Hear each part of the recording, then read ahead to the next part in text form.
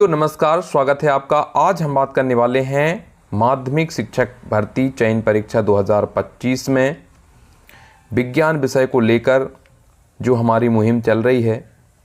इसी श्रृंखला में आज एक और अपडेट है। इसके अलावा हम ये भी बताने वाले हैं आपको कि जो हमारी कोर्ट केस की सुनवाई है वो कब होने वाली है। तो वीडियो को पूरा ज़रूर देखें और ध्यान से देखें। ये जो लेख है बहुत ही सुंदर लेख है। इस लेख को सभी लोगों तक पहुंचाना है, जिससे मध्य प्रदेश के 62,000 अभ्यर्थी जो विज्ञान विषय से चयन परीक्षा देने वाले हैं उनका भविष्य सुरक्षित हो सके। तो चलिए स्टार्ट करते।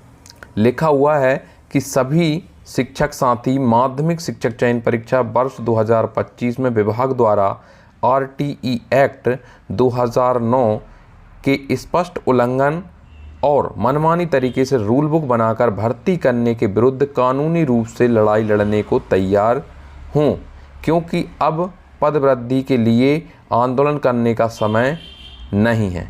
केवल समय और पैसे की बर्बादी है। अब केवल और केवल मजबूत कानून लड़ाई लड़ने का समय आ गया है।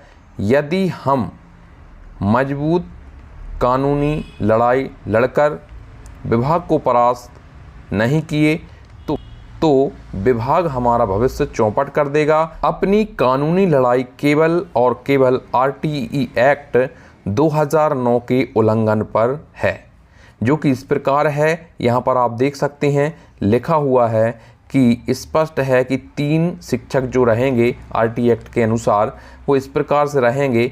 प्रथम नंबर पर साइंस और मैथमेटिक्स मतलब विज्ञान और गणित। इसके बाद दूसरे नंबर पर आता है सोशल स्टडीज़ सामाजिक विज्ञान, और तीसरे नंबर पर लैंग्वेज को लेते हैं। इसी के आधार पर भर्ती होना चाहिए। अब इन लोगों ने क्या कहा है यहाँ पर कि साइंस और मैथ 2 विषय अनिवार्य हैं। ये कोर्ट ने भी कहा है और ये RTE एक्ट भी कहता है, लेकिन इसके बाद भी यह मानने को तैयार नहीं है। यह बोलते हैं कि मैथ वाला ही साइंस पढ़ा लेगा, इसलिए हमें मैथ के टीचर की आवश्यकता नहीं है। और मिडिल स्कूल में अभी हम सिर्फ 3 ही टीचर रख सकते हैं जब तक बच्चों की संख्या कम रहेगी।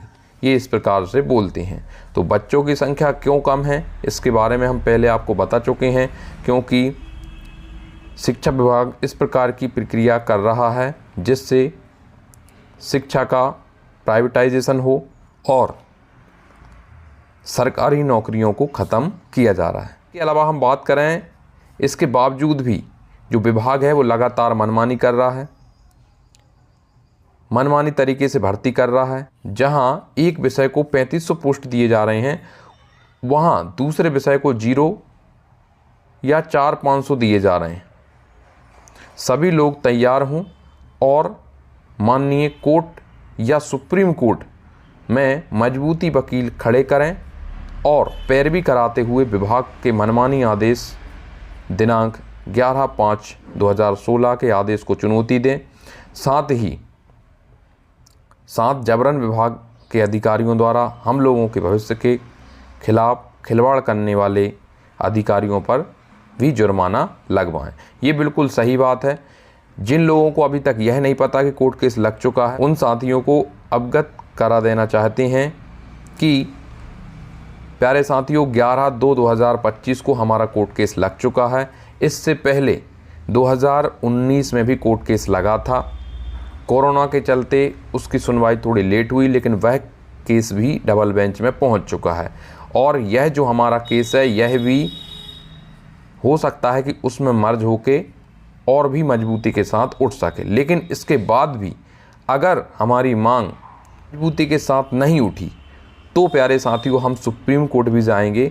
लेकिन इसके लिए आप सभी का साथ चाहिए। आप सभी के सहयोग से ही हमने कोर्ट केस किया है और आप सभी के सहयोग से ही हम सुप्रीम कोर्ट भी जाएंगे।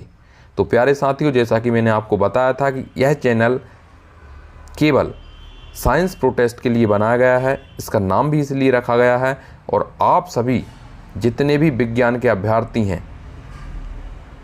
इस वीडियो को मध्य प्रदेश के सभी अभ्यर्थियों तक पहुंचाना है, जिससे हमारा संगठन मजबूत हो सके और हम अपनी मांग को मजबूती के साथ उठा सकें।